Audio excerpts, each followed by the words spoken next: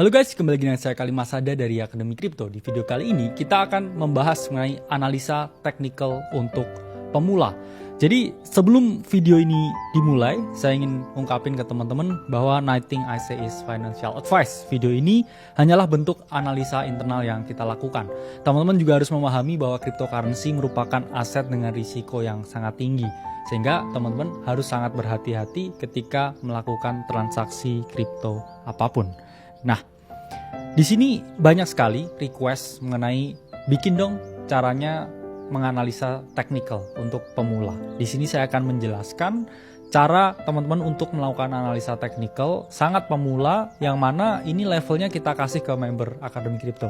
Tapi khusus di video kali ini kita akan bagikan ya sedikit saja, dan nanti akan saya praktekkan secara langsung, yang mana akan saya bagi ke dalam 3 tahap. Jadi kalau teman-teman ini paham 3 tahap ini aja dan ngerti, memahami yang saya ungkapkan, ini teman-teman akan sangat mudah menganalisa chart, melakukan yang namanya analisa teknikal, dan bisa memperoleh keuntungan di market. Jadi pertama, teman-teman harus memahami dulu yang namanya the flow. Apa itu the flow? The flow ini maksudnya adalah tren, ya istilah lain dari tren. Mengapa teman-teman harus memahami tren? Karena siapa saja yang melawan tren itu endingnya jadi sengsara. Trader hebat itu trader yang bisa menentukan tren dan mereka blend in dengan tren tersebut. Banyak orang yang ngambil contrarian bet, contrarian thinking, dan melawan tren terus-menerus, yang ada mereka justru tidak bisa memaksimalkan keuntungan secara signifikan. Kalau kita di bull market, ya kita tahu harganya itu cenderung mengalami kenaikan, sehingga posisi yang kita ambil itu haruslah pembelian. Jangan teman-teman ini ngejual aset terus ketika bull market. Kenapa ya? Karena harganya ini naik terus. Terus kamu jual terus berharap ini mengalami penurunan, yang ada ya kamu akan ketinggalan gainsnya. Begitu juga ketika bear market, trennya ini cenderung mengalami penurunan. Kalau kamu beli terus, ketika harga itu terus jatuh, kamu menangkap pisau jatuh namanya. Jadi teman-teman harus memahami bahwa the flow ini sama dengan tren. Kalau teman-teman memahami tentang the flow, ini teman-teman bisa melihat tren apa yang ada di market saat ini, flow-nya kemana, arahnya market ini kemana. Karena flow itu kan istilahnya irama, ya ritmenya market. Market ini pergerakannya di mana sih, sehingga saya bisa menentukan bias saya, kemudian saya bisa ambil posisi pembelian atau posisi penjualan. Di sini saya membuat 2 model, yaitu adalah pertama bullish flow models dan kedua bearish flow model. Jadi teman-teman harus memahami bahwa mengapa saya membuat analisa the flow ini. Saya melihat bahwa ada ya yang mengungkapkan market itu dalam jangka pendek adalah mesin voting. Itulah mengapa saya bilang di sini ada fase yang namanya pause. Jadi flow, pause, dan juga flow. Apa artinya? Misalkan ada bullish flow model, atau market ini cenderung flow-nya naik, mengalami kenaikan. Ya, liquidity-nya ini kebanjiran dari sisi demand atau dari sisi pembeli, sehingga harga ini terus mengalami kenaikan. Namun harga itu tidak bisa terus-menerus naik, teman-teman. Ketika harga itu naik di dalam satu flow-nya, ini dia selalu melakukan yang namanya pause atau istirahat dulu, berhenti dulu sebelum dia kembali mengalami kenaikan atau justru reversal mengalami penurunan.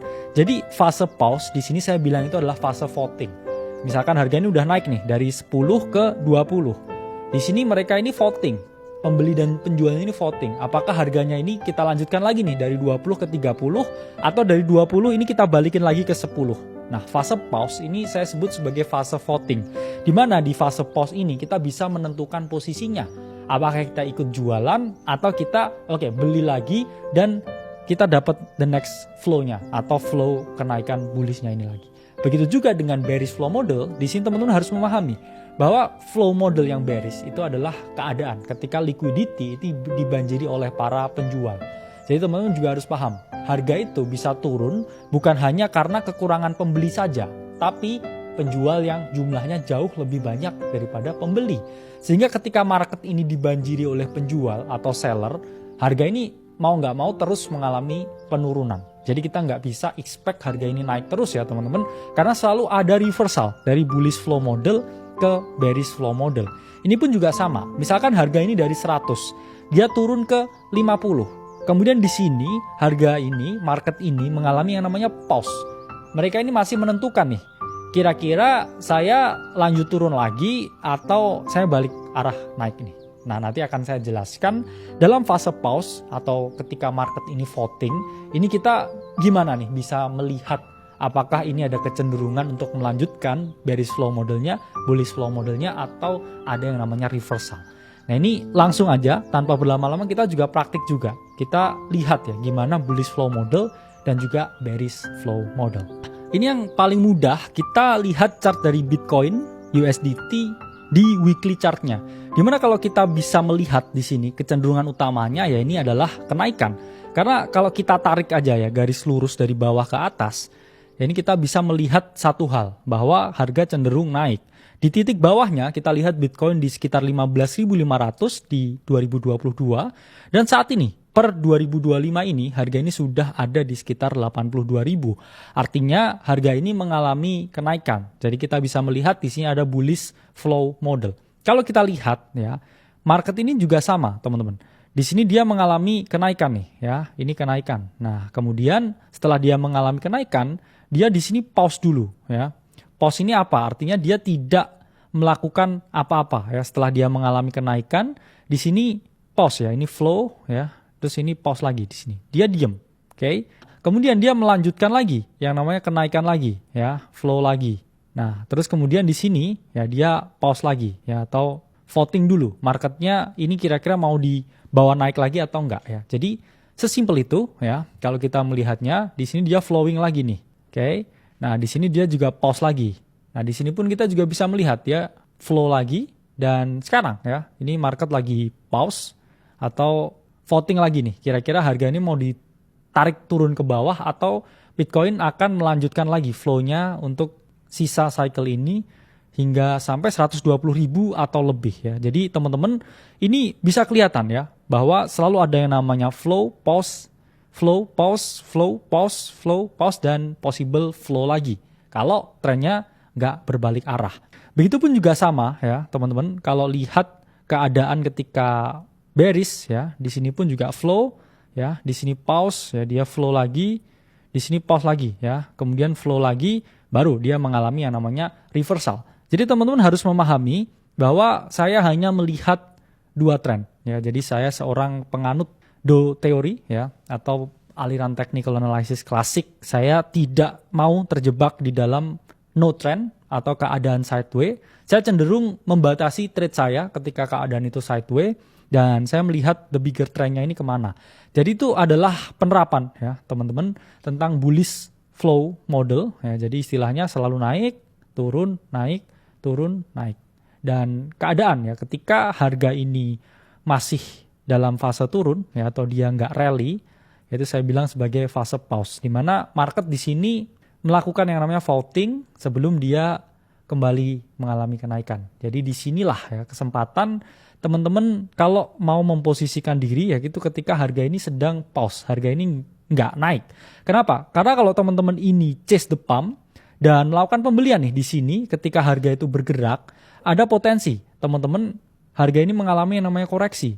Dan nanti kalau ditarik dulu, terus harganya ini mengalami penurunan, yang ada teman-teman malah panik dan merasa bahwa wah harga ini turun nih, kapan bisa kembali ke entry saya. Jadi saya selalu menyarankan teman-teman ini untuk melakukan pembelian ketika ada fase pause ya atau ada fase koreksi sementara sebelum dia kembali mengalami kenaikan.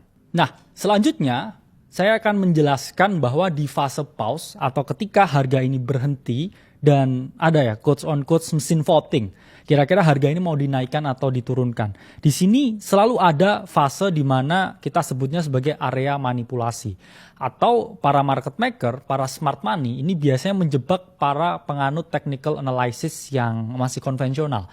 Di mana ada ya keadaan di mana para smart money ini membuat jebakan. Biasanya harga ini dibuat dulu turun di bawah area supportnya baru dia kembali mengalami kenaikan. Begitupun juga dengan keadaan ketika dia ini cenderung turun. Harga ini biasanya diangkat dulu di atas zona resistance, kemudian dia dibanting ke bawah. Fungsinya apa? Ya fungsinya adalah untuk menjebak para retail. Karena retail ini kecenderungannya selalu ketika harga ini breakdown di bawah support, mereka ini justru melakukan penjualan. Tapi para smart money ini mereka mengisi order mereka ya, melakukan pembelian di area bawah, dan ketika harga reverse ke atas ya setelah membunuh banyak sekali stop loss dari para retail ya, ini mereka memperoleh kenaikan harga yang cukup signifikan. Jadi di dalam bullish flow model dan juga bearish flow model itu saya selalu sebutnya ada yang namanya the gap. The gap itu adalah keadaan ketika ada fase pause dan harga justru seakan-akan ya ditarik ke bawah, membuat orang berpikir habis naik nih flow-nya, upflow, dia pause terus turun nih. Orang akan berpikir di sini ada reversal dan kemudian V-shape. Ya, istilah lain untuk the gap ini adalah deviation ya, manipulation zone, atau kita sebut sebagai area SL hunt atau stop loss hunting, atau biasanya kita sebut sebagai liquidation event ya, sebelum harga ini kembali mengalami kenaikan. Nah, ini contohnya ya teman-teman, kalau kita lihat di Bitcoin pun ini banyak sekali ya terjadi yang namanya likuidasi event ya, event liquidation, atau saya sebutnya sebagai the gap. Misalkan dari sini ya kita bisa ngomong, nah ini ada upflow atau kenaikan harga ya dari sini. Nah, ini kenaikan harga. Oke. Kemudian di sini ya, ini kalau teman-teman melihat ini adalah fase di mana harga ini mengalami yang namanya konsolidasi nih di sini ya. Nah, teman-teman bisa lihat nggak kalau teman-teman gambar support di sini ya, ini adalah area manipulasi yang sangat amat signifikan ya di sini. Nah, ini biasanya ketika orang lihat upflow terus harga turun di sini, orang mikirnya apa? Wah, ini market akan lanjut turun nih. Akan lanjut turun kemana? Ya biasanya orang-orang mikirnya dia akan tes lagi range bawahnya sini.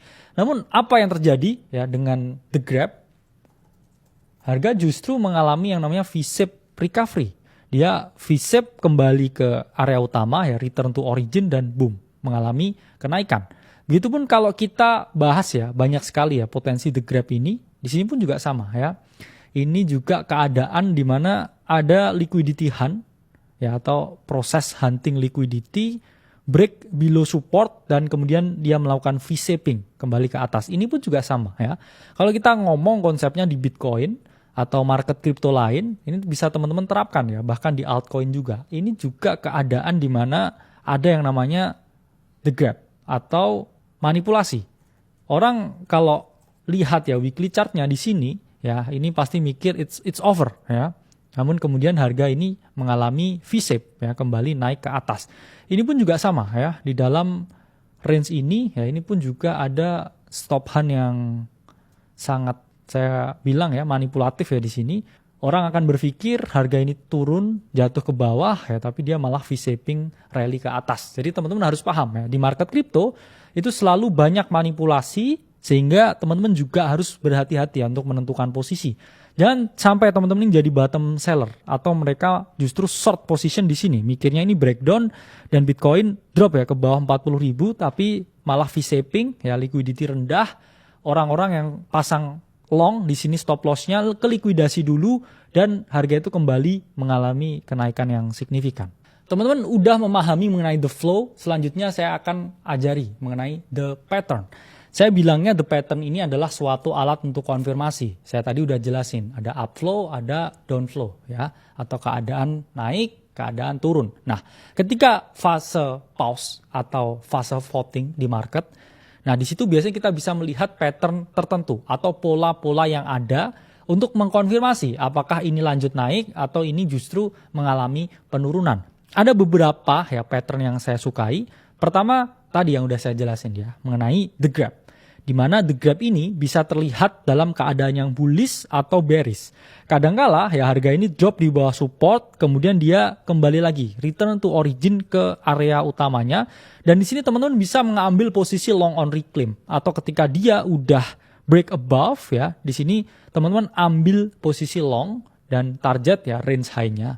Begitu juga ketika harga ini cenderung turun dan dia mengalami yang namanya bearish ya, the gap, dia seakan-akan akan reverse ke atas, tapi dia justru mengalami penurunan. Teman-teman bisa melakukan yang namanya short on reclaim, atau teman-teman short ketika harga ini turun ya, dan targetnya yaitu adalah low di bawah sini. Jadi ini adalah bullish the gap dan juga bearish the gap yang sudah saya ajarin ya ke teman-teman. Jadi kalau kita lihat ya, balik lagi chartnya seperti ini ya, ini bullish the gap, ini pun juga bullish the gap. Keadaan di mana harga ini dijebak ya teman-teman untuk mengalami seakan-akan penurunan. Jadi kalau dia dalam keadaan upflow atau mengalami kenaikan dan kemudian ada support yang seakan-akan terjebol seperti ini, saya bilangin adalah bullish the gap.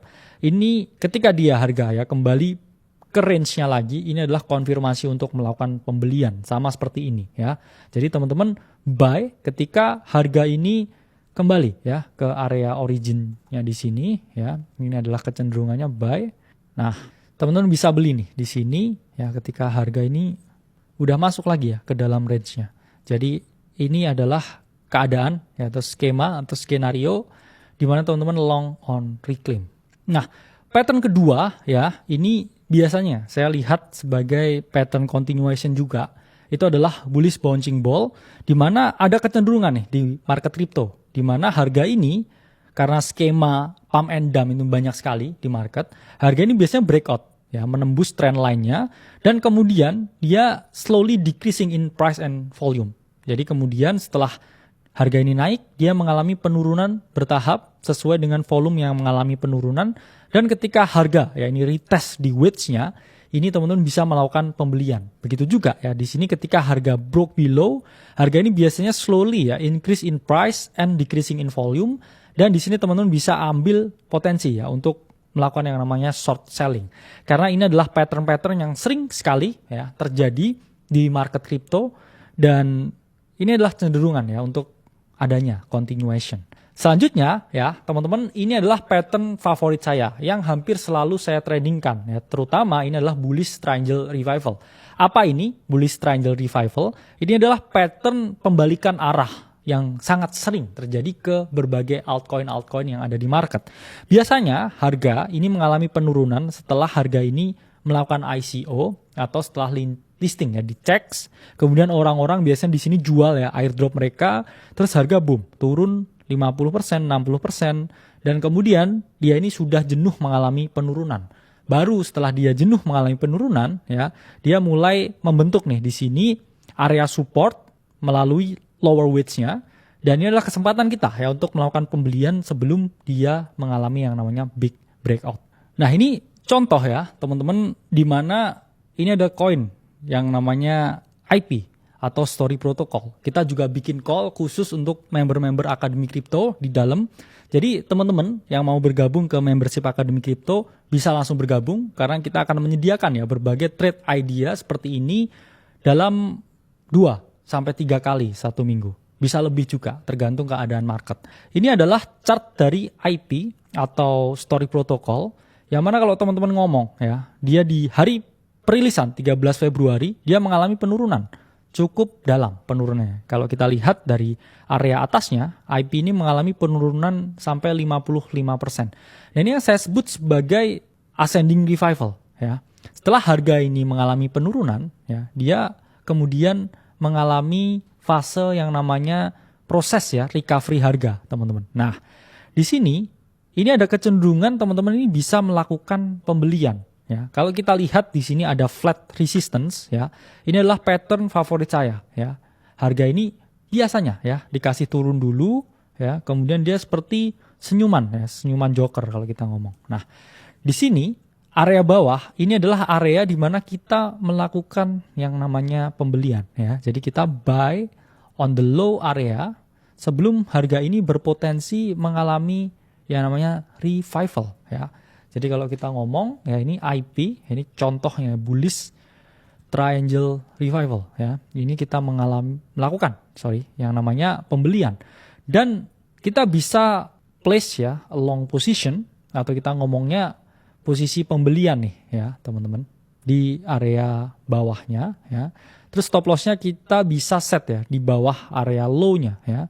Jadi kita identifikasi swing low-nya di mana dan kita bisa let the profit run ya. Kalau kita pasang ya di sini ya ini gede ya breakout-nya, gede sekali. Nah, ini bisa teman-teman dapatkan yang namanya risk to reward ya, 1/20 ya, 1/15 ya, tergantung setup trading yang teman-teman miliki ya. Jadi kita juga call ya Story Protocol di Akademi Kripto ketika harganya ini di 1,5 ya kalau nggak salah dulu. Nah, ini nih bisa kita lihat ya di bagian kanan mengenai riset-riset ya yang kita kasih nih. Nah, ini ada story alias IP ya, yang mana kita waktu itu call ya, teman-teman masih di harga 1,75 ya, dan ya sekitar di sini ya bawah. Jadi kita identifikasi waktu itu ada yang namanya pre-breakout pattern ya. Terus kemudian kita lakukan pembelian dan boom, harga naik 400% dari area kita call. Dan ya ini salah satu pattern yang kita identifikasi ya, bullish triangle revival yang bisa teman-teman praktikkan ya secara langsung. Jadi pada dasarnya seperti ini ya teman-teman, harga ini mengalami penurunan, kemudian dia akan mengalami yang namanya revival seperti ini sebelum ya harga ini mengalami breakout ya, atau kita ngomongnya ini senyuman joker nih. Biasanya di sini ya orang udah happy dengan keadaan take profit. Nah, di sini adalah area ya di mana kita melakukan ya pembelian sebelum dia ya ini melakukan big breakout. Tapi kita juga harus memahami nih ya, ketika harga di sini going up di bawah sini ya, kita juga harus melihat nih ya volume yang juga ya mengalami kenaikan ya, volume di bagian bawahnya. Mengapa? Ya karena volume yang mengalami kenaikan di sini konfirmasi bahwa akan adanya reversal dan juga pembeli ini bertambah jumlahnya lebih banyak. Jadi ini adalah area identifikasi di mana teman-teman bisa mulai ya scale in melakukan yang namanya pembelian. Ketiga, ini kita akan membahas the trigger. Pertama, teman-teman tadi udah tahu ya cara baca flow-nya, cara baca trennya. Kemudian dua, dikonfirmasi dengan beberapa ya trading pattern yang saya bilang sangat membantu sekali ketika saya terapkan untuk mengkonfirmasi bias yang saya miliki. Ketiga, ini teman-teman juga harus melihat triggernya. Trigger itu apa? Trigger itu merupakan suatu keadaan di mana teman-teman kalau melihat ada trigger tersebut, ini teman-teman bisa mengeksekusi pembelian atau penjualan. Kalau kita ngomongin trigger itu biasanya ada dua ya. Pertama dari candlestick pattern, kedua juga dari indicator. Tapi di sini akan kita fokusin ya membahas mengenai indicator. Karena kalau candlestick pattern teman-teman udah banyak belajar ya. Misalkan ketika ada hammer, cenderung ada penolakan harga dan harga ini udah nggak mau turun lebih bawah sehingga dia ada potensi mengalami kenaikan. Kalau misalkan ada shooting star ya, itu adanya rejection atau harga bisa mengalami penurunan. Nah, di the trigger ya ini teman-teman juga bisa memahami nih beberapa the trigger yang saya gunakan. Saya ini hanya menggunakan satu indikator ya teman-teman sebenarnya di oscillator. Ya oscillator itu banyak sekali. Ada RSI, ada stochastic, ada stochastic RSI, ya, ada MACD, Fear and Greed Index dan lain sebagainya. Di sini akan saya ajarkan ya teman-teman nanti set mengenai oscillator indicators yang saya jabarkan. Nah sebenarnya apa sih fungsi dari oscillator indicator? Banyak orang yang berpikir bahwa oscillator ini digunakan untuk menganalisa. Oke, ini area overbought, udah terlalu banyak pembeli. Biasanya ada kecenderungan turun. Oke, ini area oversold, udah terlalu banyak penjual sehingga harga cenderung mantul atau rebound, mengalami kenaikan. Tapi saya melihat ya bahwa indikator oscillator ini bisa teman-teman gunakan untuk melihat yang namanya divergent. Dan saya pun selalu menggunakan divergent. Divergent ini adalah perbedaan antara harga dan juga oscillator. Biasanya ketika harga naik, oscillator turun, atau ketika harga turun dan juga oscillator naik. Saya pun juga tidak hanya menggunakan oscillator ya untuk melihat divergent, tapi saya bisa gunakan untuk melihat divergent ini berbagai indikator lain, seperti indikator volume atau indikator untuk derivatif, seperti open interest, kemudian CVD ya, atau misalkan kita ngomong ya, indikator net long or short. Ini bisa kita gunakan juga untuk diterapkan ya divergent ini. Contohnya ini ya, ini bearish regular divergent. Jadi teman-teman harus tarik garisnya di atas titik harga. Misalkan harga ya ini mengalami kenaikan, tapi oscillator ini mengalami penurunan. Itu tandanya ada regular divergent atau potensi penurunan harga. Tapi bearish hidden divergent ya ini terjadi ketika harga ini mengalami penurunan, tapi oscillatornya ini mengalami kenaikan. Dan kita juga bisa lihat bullish regular divergent atau biasanya ketika harga turun ya, di sini harga ini udah mulai mengalami penurunan ya, tapi osilator ini mengalami kenaikan. Ini pun juga bisa teman-teman jadikan suatu pertanda ya, waspada harga akan mengalami yang namanya reverse dari turun ke naik. Dan teman-teman juga bisa melihat ya bullish hidden divergent ya, atau keadaan di mana harga ini buat yang namanya higher low mengalami kenaikan tapi oscillator ini cenderung turun. Jadi kalau tadi saya mempraktikkan ya yang namanya bullish triangle revival, ini teman-teman juga bisa melihat nih apakah ada bullish hidden divergent atau enggak.